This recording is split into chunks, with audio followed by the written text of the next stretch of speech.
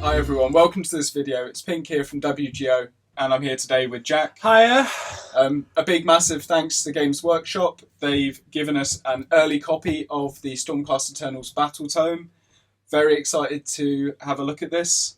I think you're a little bit worried. I'm a little bit worried, but that's probably because I'm not playing it. I'm having to face it, but you should be. Lots of changes, almost all of them for the better. Let's get stuck in.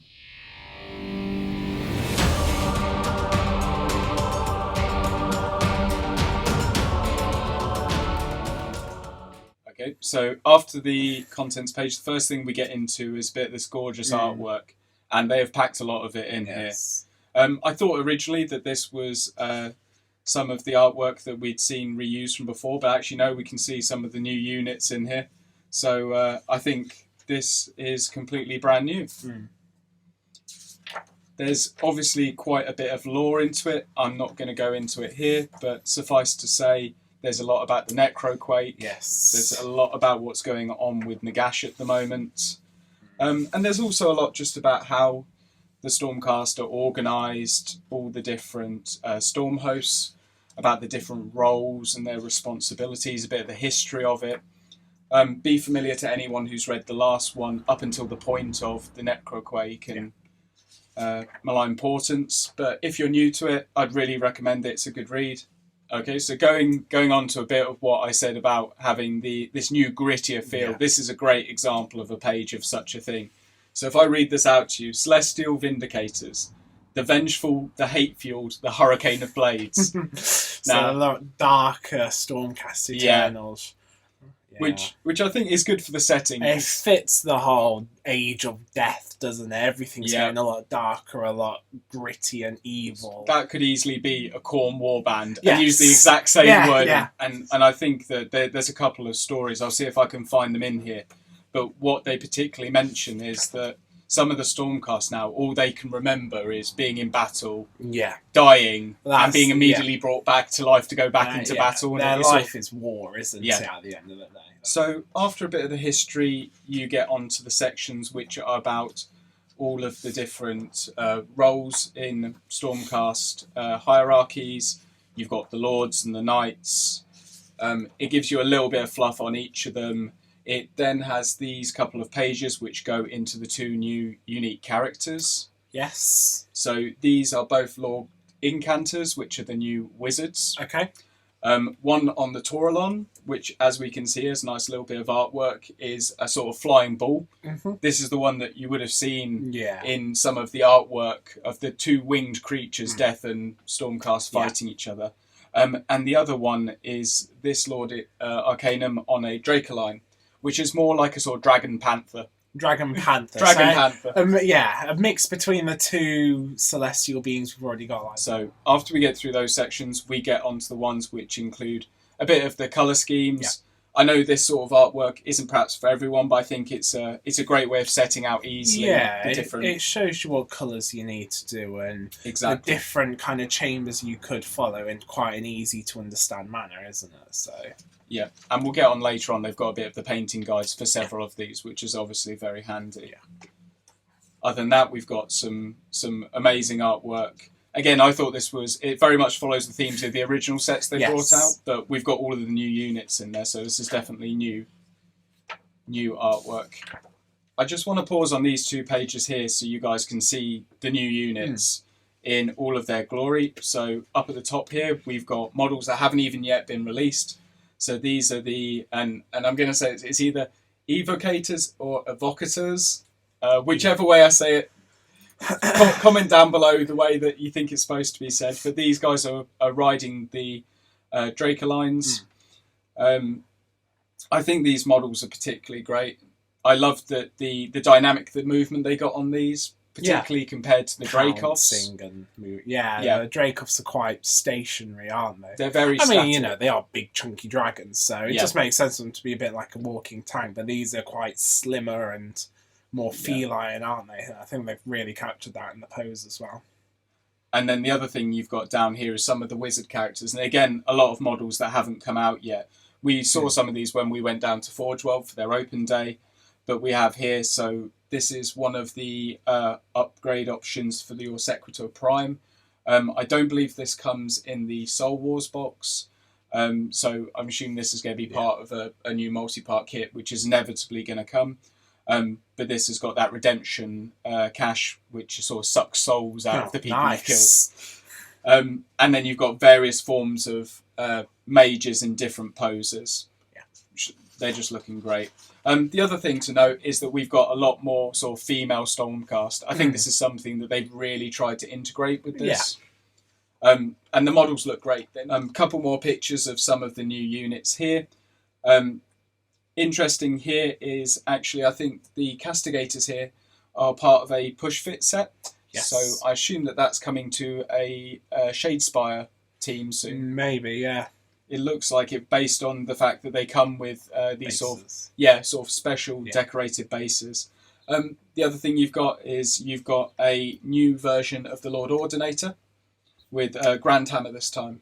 You've got your standard how to paint your army sections, which if you've painted for a while, none of this will be particularly new to you. Yeah, but there's always a few things which are unique to any army. Yeah, they always have to target beginners as well, don't they? And I think if you're a beginner just getting into the hobby or even just getting into the army, it's an amazing way that you can just flick to the back, get some ideas of how they've painted it, the colours they've used. I think it's really, really good that they've started putting this into all their battle tomes and codexes. I think it's a great idea. Okay, now we're to the part that I expect most people really want us to get to, and this is what has happened to the rules and what's happened to the points. We start off with the allegiance ability. So I felt before that even though I brought Stormcast, I never really made use of their battle trait. And the reason is that what it used to allow you to do was put any number of models into reserves, setting them up in the heavens, and you could deep strike these then in subsequent movement phases. Yeah. But to do so, you had to roll a dice for each unit. And if you got a 3 up... the catch. Yep. If you got a 3 up, that unit was coming down whether you wanted it to or not. Yeah. And equally, what that meant is sometimes units came down too early and you had nowhere good to place them. What it also, though, meant was the fact that if you rolled a 1 or a 2 when you needed to get that key unit in, it didn't happen. Yeah. We went to the recent doubles tournament. I played some very good opponents. One of them, though, had the worst of luck. And half of his army didn't come in until turn 3, I believe. And by that point, the rest of his forces had just been decimated. They've reworked this now. You can only keep back half of your units. Okay. And the way that they word this is they say that you can place 1 unit in reserves for each unit you place on the battlefield. So the way that I read this is that you have to alternate your deployments at best. Yeah. Placing 1 on the battlefield first, or equally, if you were to place 5 down on the battlefield, you could then place 5 in the reserve.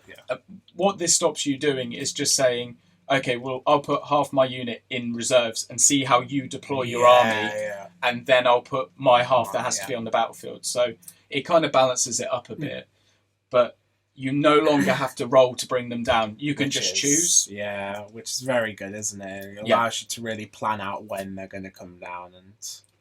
Exactly. And the fact is they can come down from turn 1. Yeah. They have to come down by turn 3. Well, it says it has to come down by turn 4, which would leave turn 3 as the last opportunity for you to do that. Yeah.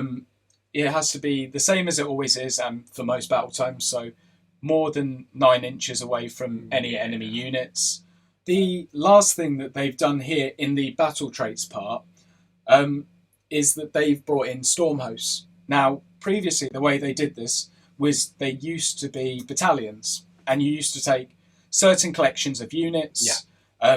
If you did, you would get benefits, and you'd say, I'm from this storm host. Yeah. Now the way they've done it is that you simply, if you got your army is completely Stormcast Eternals, you can give them any one of the Stormhost keywords. Yes. Yeah. All of your units then get that keyword, which lets them have interactions with things like, for example, some of the Hammers of Sigmar characters specify their abilities only work on Hammers of Sigmar. Yeah.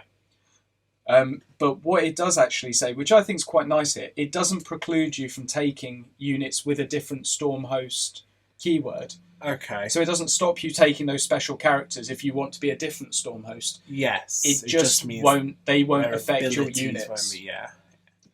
I think they said this recently in an interview, that when people play Space Marines, they don't say, I play Space Marines. Yes. They say, I play Salamanders, I play Imperial Fists. And people really resonate, and they've taken all the time to paint them specifically. Yeah, and it's kind of a reward for that, isn't it? Yeah. It's a reward for painting your whole army as one. It makes it a very collective feel. And you get that reward in the game now because you get abilities from that. No, definitely. And the one thing that they haven't said here is that you need to paint these in a specific way. Okay, we'll come back to the Storm Host when we get to that section of the book.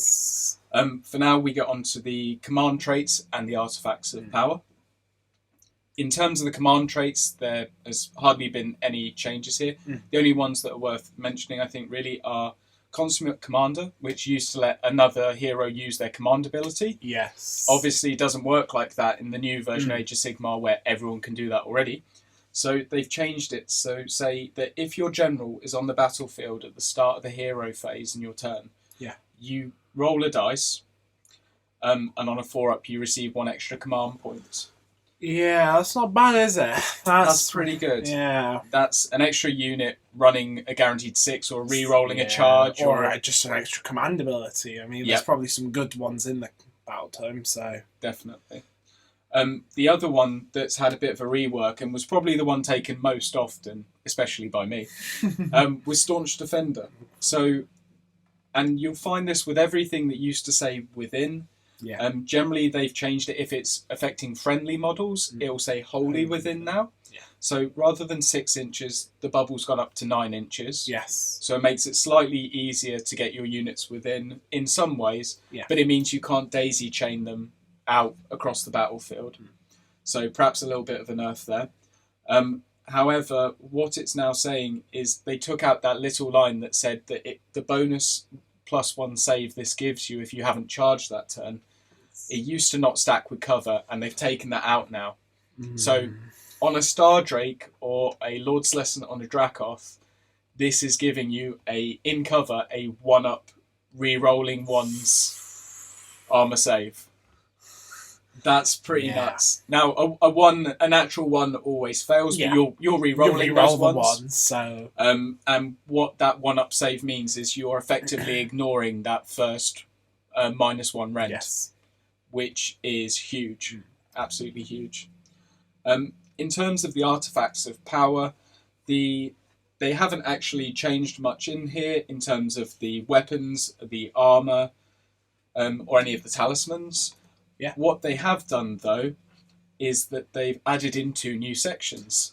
Is this for the 2 new chambers? Well, this is for your Lord Arcanums and your Knight Incanters, which are your new wizards. So you've got staves and you've got scrolls. Now, these are good, but there's a couple I think really stick out to me. Yes. The first here is the Mindlock Staff, which says that once per battle, at the start of the enemy hero phase, pick an enemy wizard within 12 inches. That wizard cannot cast any spells that phase. Now, bye Nagash. you can deep strike your wizard. 9 inches away from them. I mean, this is going to mean that now bubble wrapping your big wizards is going to be really important. But I mean, even if you're 12 inches away or 11.5, you can still use this.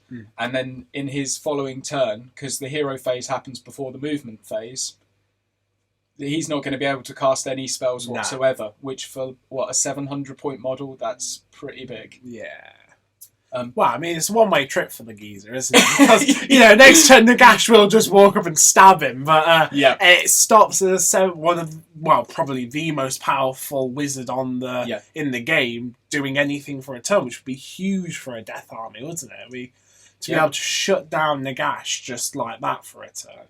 And that's just assuming that you've dropped that wizard in by himself. If you drop in half your army behind him, then and now Nagash is being attacked, shot, and charged without any of his spells, to heal himself or the troops around him, you can see how it could swing pretty quickly. In terms of scrolls, there is one here I particularly liked, which was called the Storm Scroll.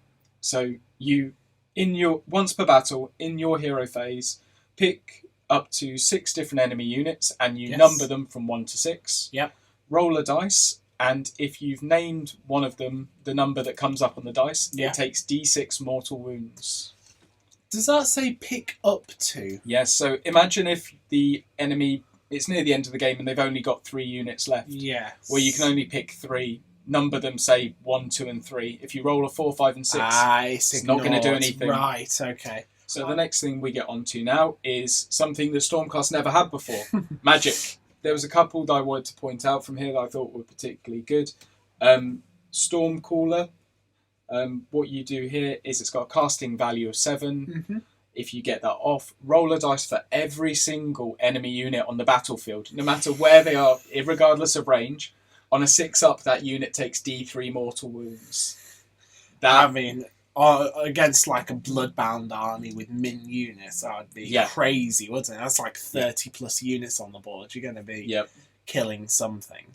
Won't do a lot in small points games, no, but in 2000... against like Beastclaw Raiders and stuff, I mean, I only ever bring like 4 units in a 1500 point army, so it won't do much there. But, it's like one of those lucky snipes on a character or just enough to knock someone off an objective. It's one of those, it can really swing it. I mean, very thematic as well, isn't it? Just a big storm cloud rolling over, lightning striking everyone.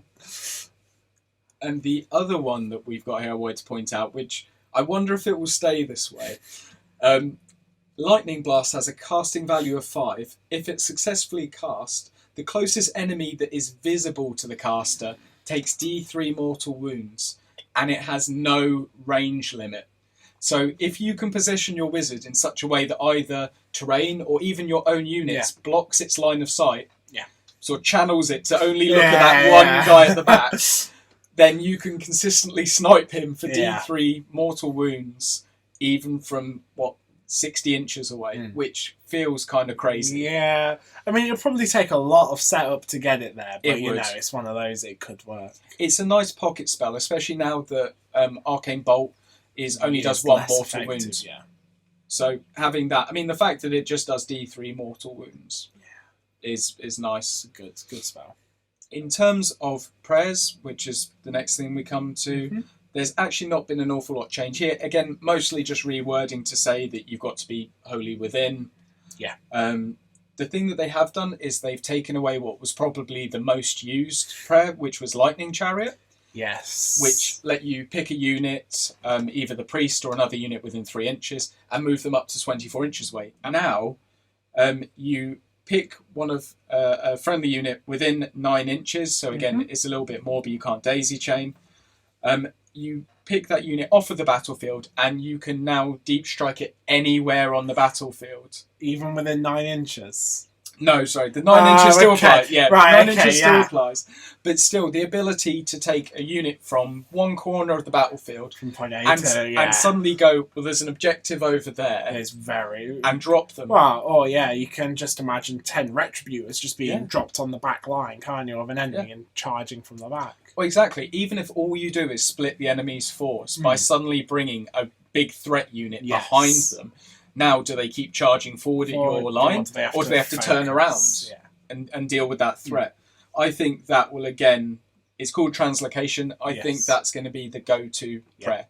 The next section we get onto is mount traits. So if you bring a hero who's got a mount, then 1 per your army can have a mount trait.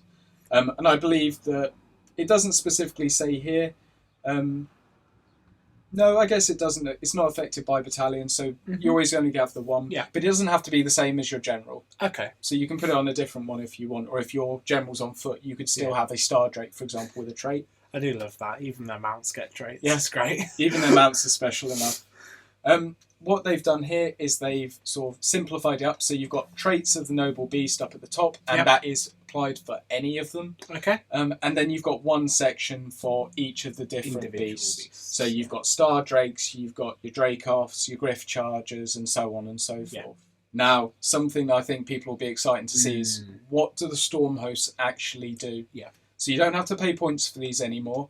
You're just getting the abilities for declaring your allegiance. Yeah. But there are drawbacks. If you decide you're going to go for one of these Storm Hosts, then you have to give your general the command trait, and you have to give the first hero to receive an artifact of power, the one that's specified in your Storm host, whether or not that's the one you want them to have. So giving one as example here, let's look at the Hammers of Sigmar. The innate ability they all get is you get +1 to their bravery. That's not bad. Stormcast sort of middle-ish, about 7 bravery or so. So for especially 10-man units, having +1 to that's quite nice.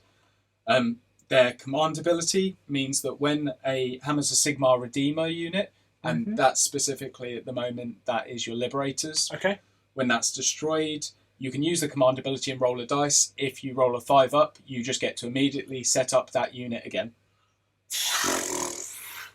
More than 9 inches away from enemy models. Are Retributors Redeemers?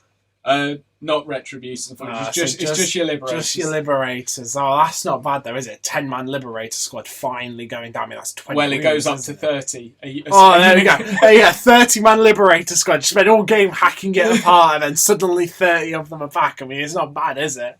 It gives them a summoning mechanic, which most armies have now. But to be fair, it's not guaranteed. You're going to spend that command point, and it's only going to work a third of the time. Yeah. But if it works, that's big. So could you do it on... It's not a one-use only thing. So if I have 3 Liberator squads, I can do it for each one as long as I have the command points? Yeah. And I mean, I would technically say here, although feel free to write in the comments if you disagree, that if you've got the command points, you could keep rolling that dice by keep spending the command points. Oh, is it a command ability? Yeah, I mean, you would, wouldn't you? You'd be able to say, I have the 30-man Liberator squad. Yeah, let's take it. It's going to be my new favourite thing.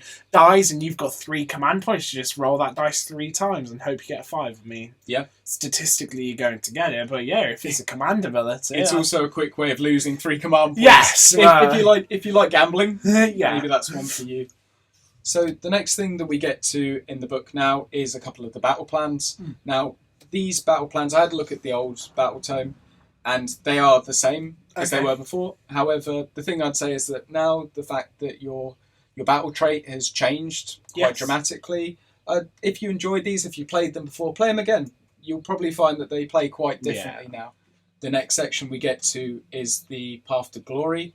It might be worth us doing one of these at some point. I personally think it would be very fun starting off with like 2 units, and then by the end having like 10 units, this gradual build. I think it would be quite fun to do, but again, it's very model dependent, isn't it? Exactly.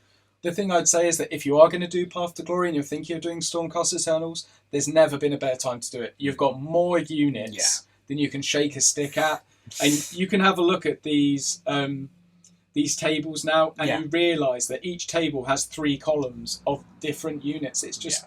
It's crazy how much you can bring. I mean, I think Path to Glory would be a good way of building up an army, let's say. So if you and your friends all want to start a new army, you can all start that army and start it off with your warband, and then have a month to paint up your next unit and have a game, and then a month to paint up your next unit. I think that would be quite a good idea. I mean, and now we get onto the War Scrolls. So it kicks off immediately with the battalions. And the very first ones we see are actually relate to all of the new units. So perhaps a good one to cover. As always, the chambers are what I'd consider to be mega battalions. And are made up of multiple of the smaller battalions.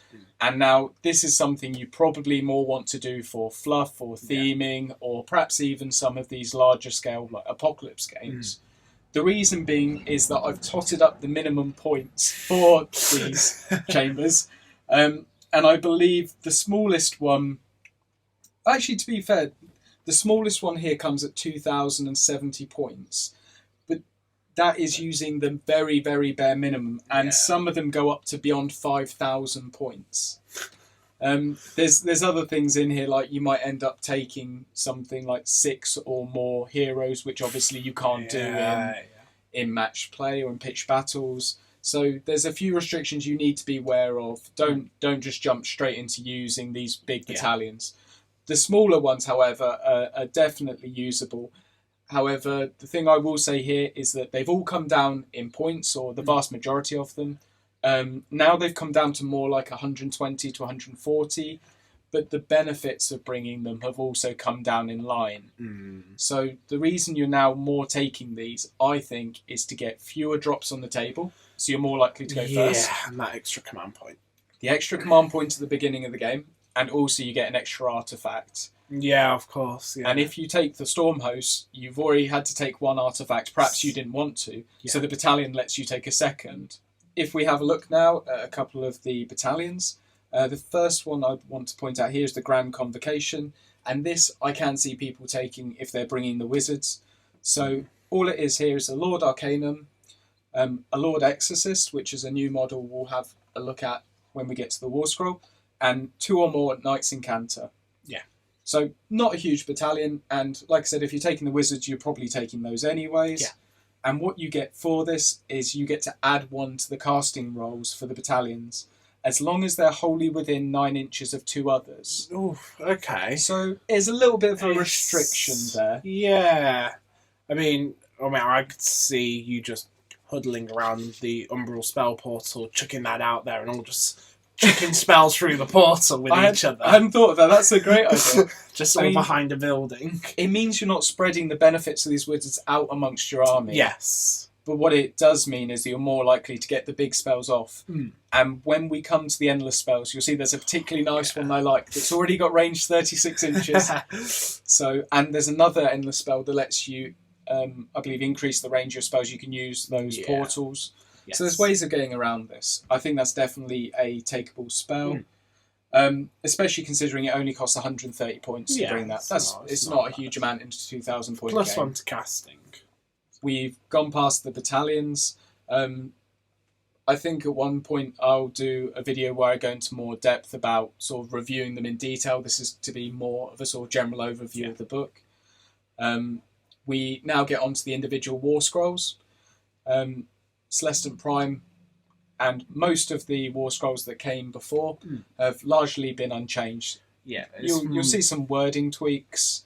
There are the occasional changes.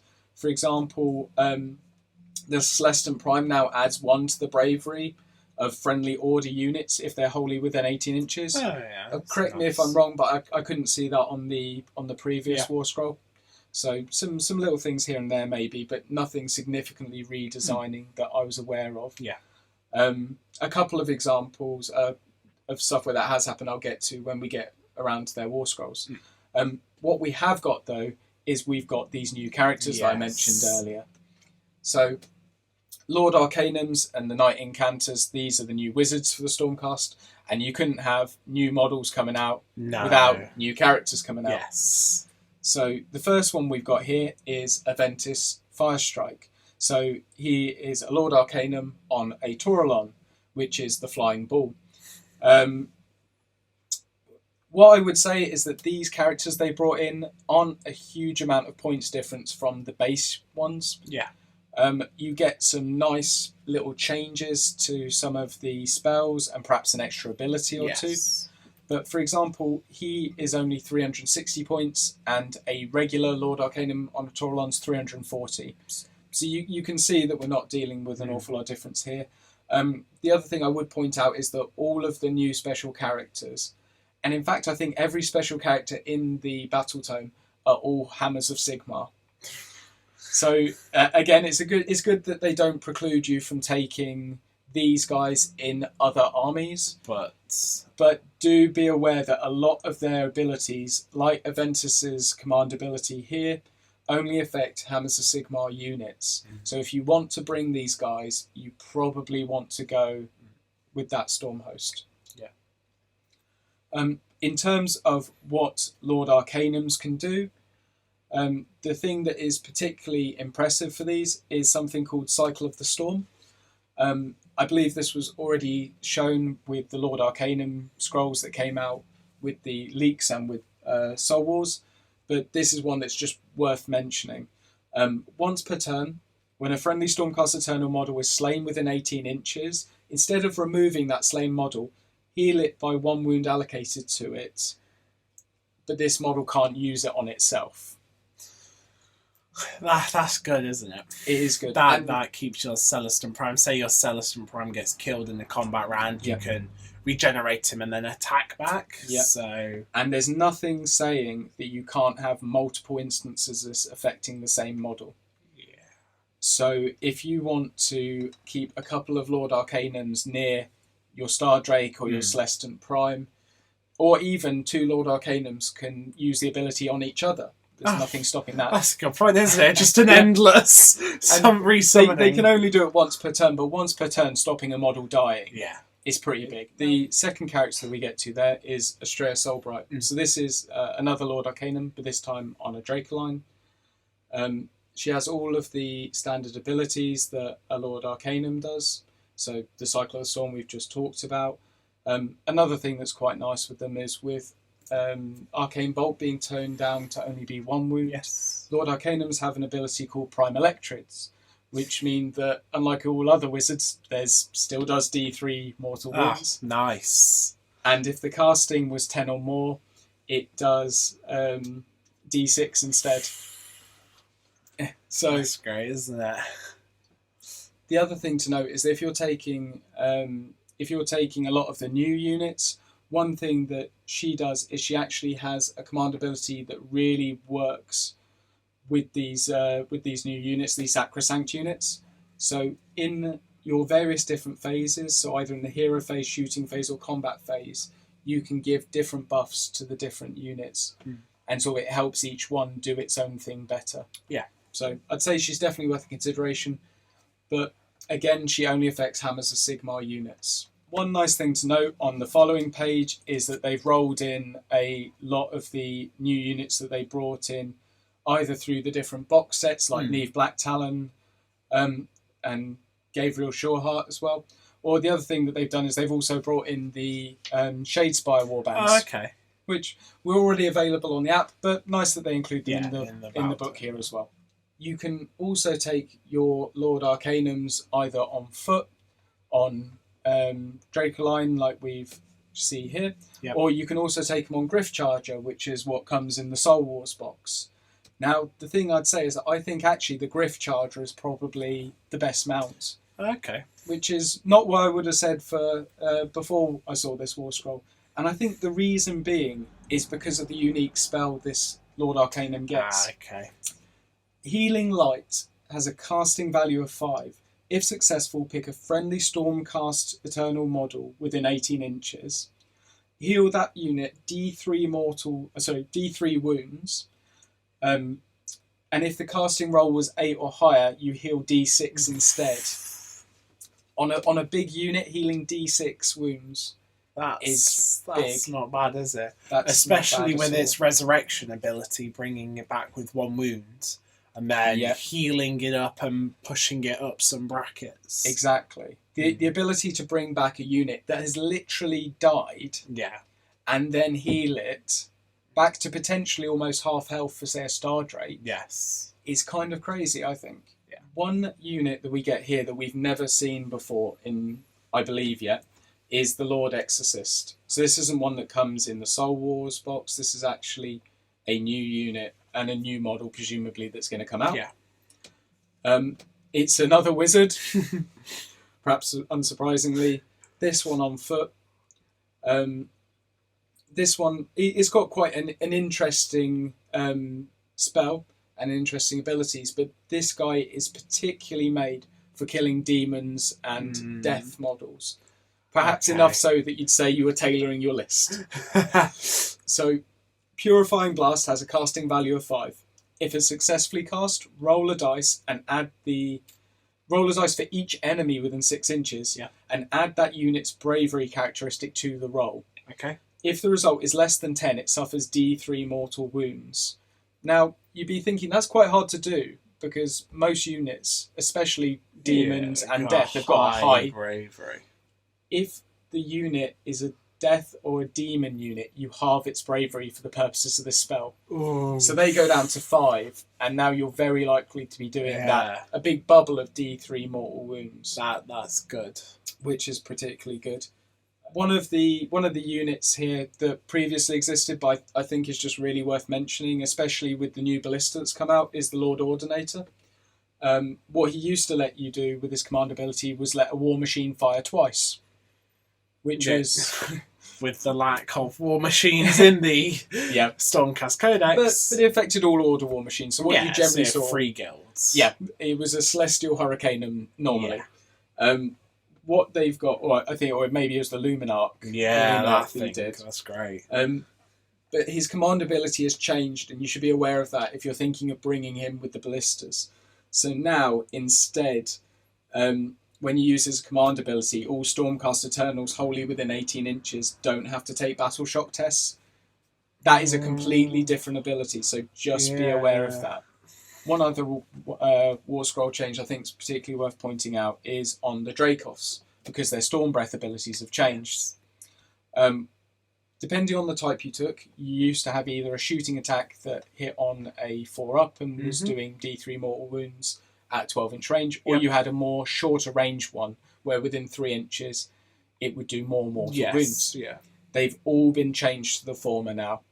Probably because there was some confusion, and if you weren't familiar with the Battletome, you wouldn't know what you were going up against because they all did different things. And let's be fair, I mean, they look similar They look apart very from similar. the guy on the back, isn't it? The only difference is what the guy's holding, So I can see why they did that, and I was particularly a fan of the one which was the 12-inch range, although I also know a lot of people who put a lot of stock in the one that was doing a lot of mortal wounds at short range. So take that as a buff or nerf as you see it, but just be aware of the change because that's quite a different fundamental mechanic. Yeah, it makes sense. It makes it a lot simpler. They're the same creature at the end of the day, aren't they? So you kind of expect them to have the same kind of abilities, but... And the other thing that's worth mentioning is that Tempestas were perhaps the version of Dracofs you never saw people take. They're the ones with the crossbows. They're the ones with the crossbows. They've made them better. So disruptive fire used to mean that you had to shoot all of your crossbows against a unit and it would suffer a penalty. Now you simply subtract 1 from hit rolls for all missile weapons used by enemy units within 12 inches of one or more friendly Tempesta. Oh, wow, okay. If you've got a couple of them, that's quite a big bubble. It doesn't even say wholly within. It just says within 12 inches. It's good at shutting down shooting armies, isn't it? Yeah. And remember, everything in here can deep strike down. Of course, yeah. So it's easy to think it's just the little guys, but no, you can deep strike these guys as well. Yeah. So I think that's quite a significant change. Very similarly, Vanguard Raptors. If you saw people bring those, they would generally bring them with the long strike crossbows. And the Hurricane crossbows didn't see much play. They've been improved as well.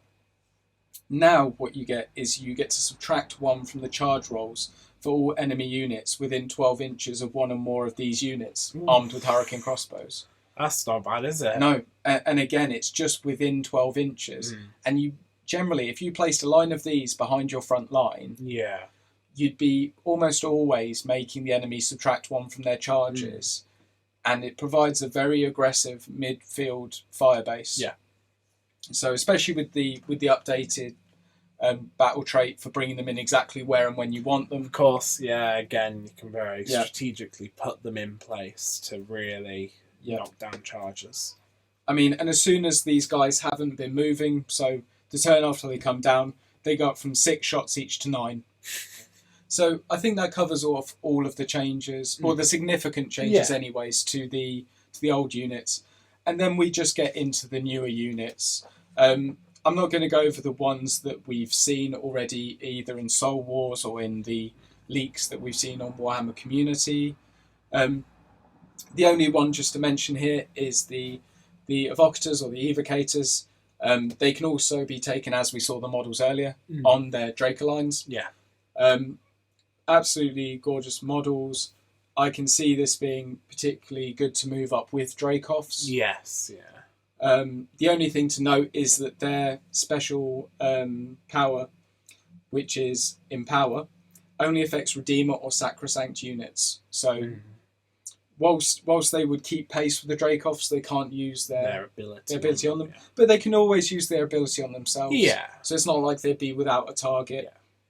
And it sort of turns them from this sort of Paladin-style unit into more of a shock cavalry unit. I could see the value in that. We're at the end of the book now, bar going over a few of the bigger points changes.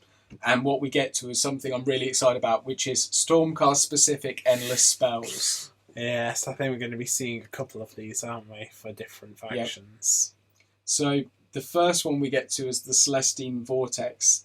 This one here is the swirling whirlwind of hammers. So I think that this one is particularly great. This one is a predatory spell. It's only got a casting value of 6, and it specifies only Stormcast Eternal wizards can attempt to cast this. So even if you buy this Battletome, you can't use it for the other armies. Yes. But it makes sense. They are Sigmarite hammers at the end of the day. Okay. After moving with the model, you get to pick one enemy unit within 1 inch and roll 12 dice. For every 6 up you get, that unit suffers a mortal wound. That's not bad. That's So 2 it's on mortal average 2. wounds. If you target a chaos unit, it happens on a 5 up instead. Oh. So that's more like 4 up.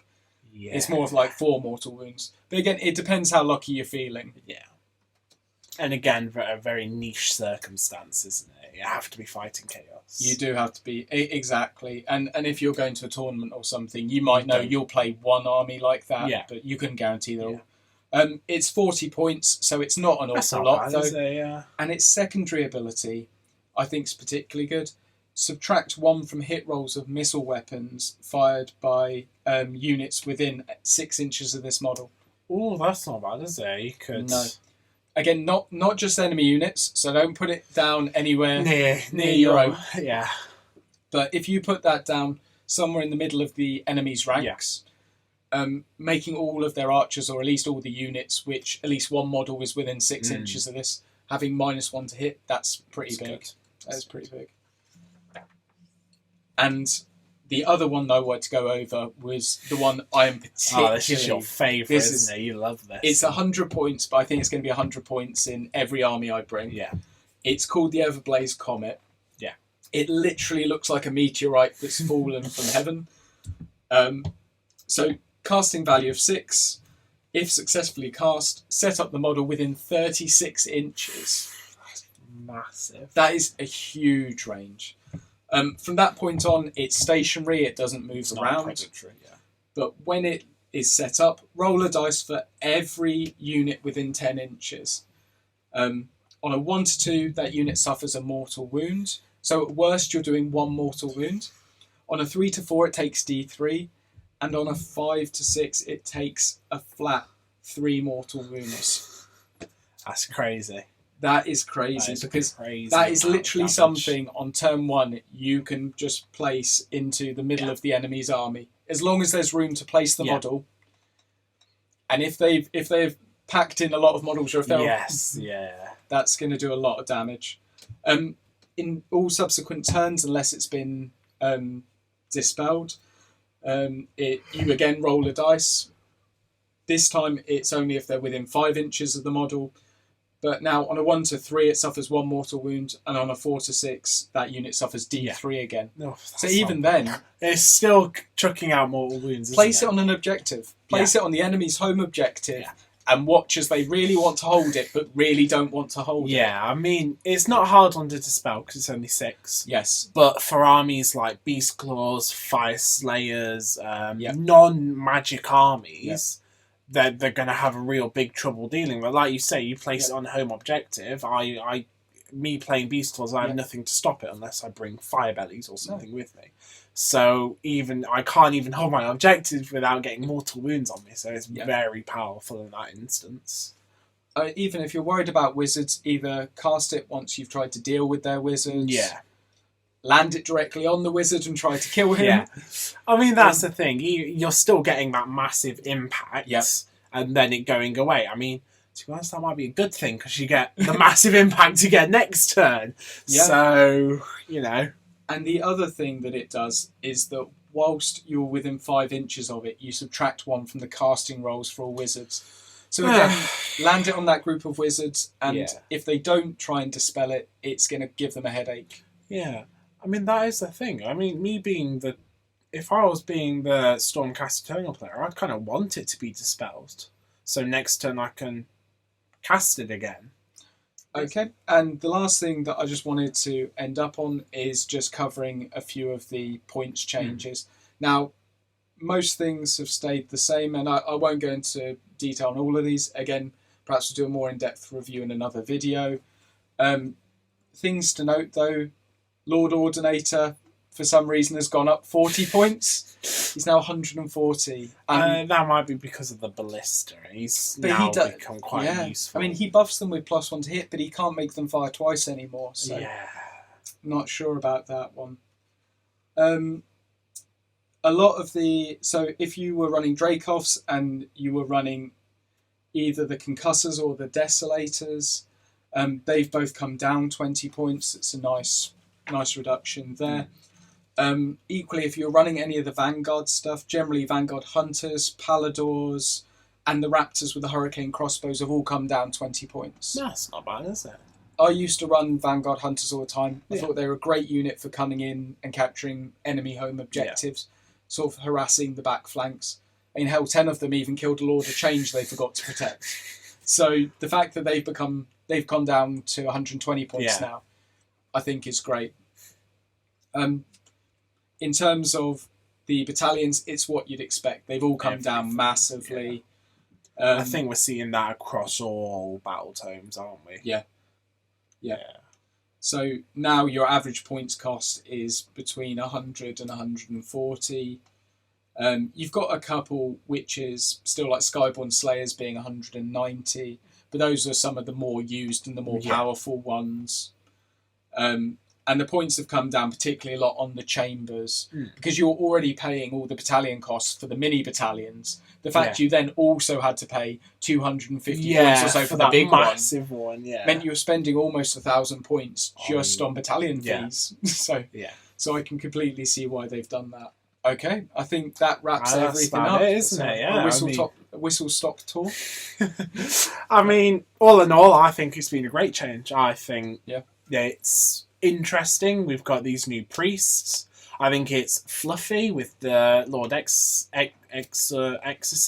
Yep. Exorcist, is that it? Yeah. I mean, I think with Nagash being Nagashed with his Black Pyramid and this magic spilling out of it, it only makes sense for Sigmar to counteract that with wizards of his own. I mean, the best way to fight wizards is with wizards at the end of the day, isn't it?